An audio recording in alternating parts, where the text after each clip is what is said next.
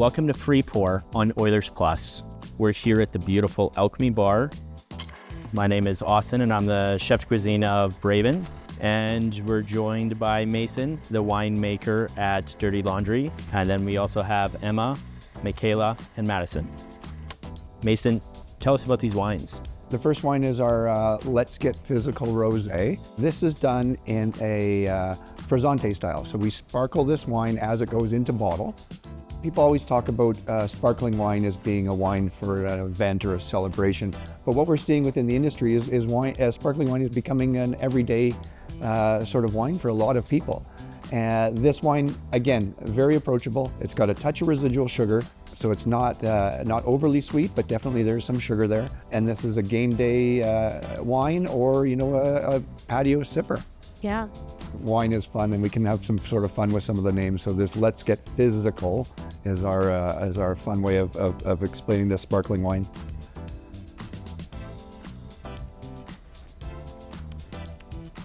Very refreshing. There's initial sugar on your initial palate, but then it finishes dry. Yeah. So it cleanses the palate.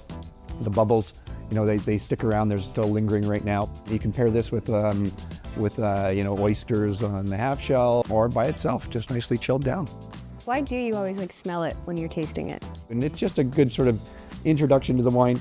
What am I getting for primary aromas and in the wine, and then sort of entry to the palate. I just do because that's what you do.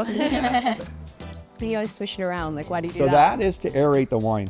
It takes a bit of practice sometimes. So your technique maybe is take better a wine than glass mine. in the shower with you or something and just try to do that for a little while. Okay. That lets air into the glass and lets all those aromas then get volatile, and then they're easier to smell, or more. You'll smell more of them.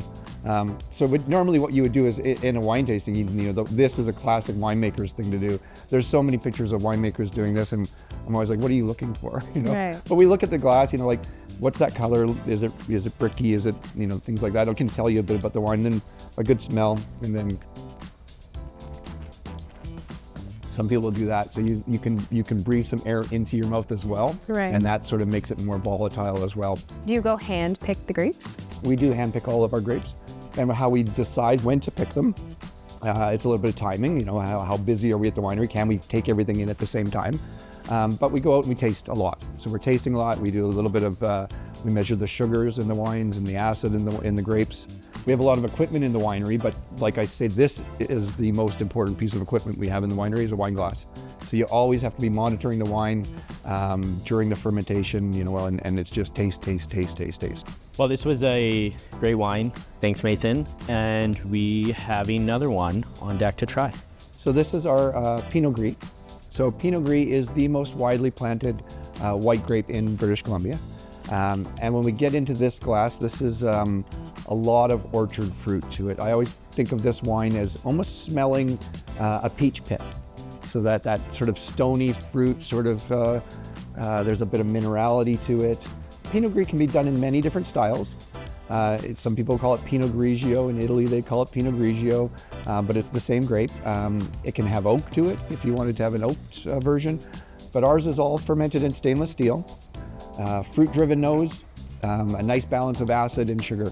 This wine will be quite a bit drier than the wine we just had, and pairs well with a lot of chicken or fish dishes. Because it has a bit more acid to it, you can have cream sauces and things like that it'll pair with. But a really nice, approachable wine.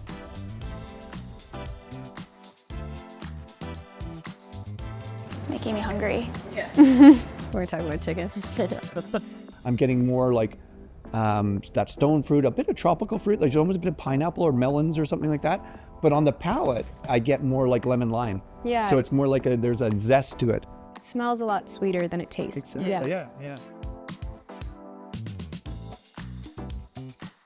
I also thought Pinot Gris and Pinot Grigio were two different things. Me too. Yeah. The same thing with Shiraz and Syrah. Same thing? Same grape. Oh. But and the Australians called it Shiraz, and the French called it Syrah. So there's no difference. There's no difference in the grape. Just to make wine more confusing. Yeah. Everybody, right? Yeah. Thanks, Mason, for bringing by another 2 beautiful bottles of wine. Ladies, thanks again for joining us. Cheers.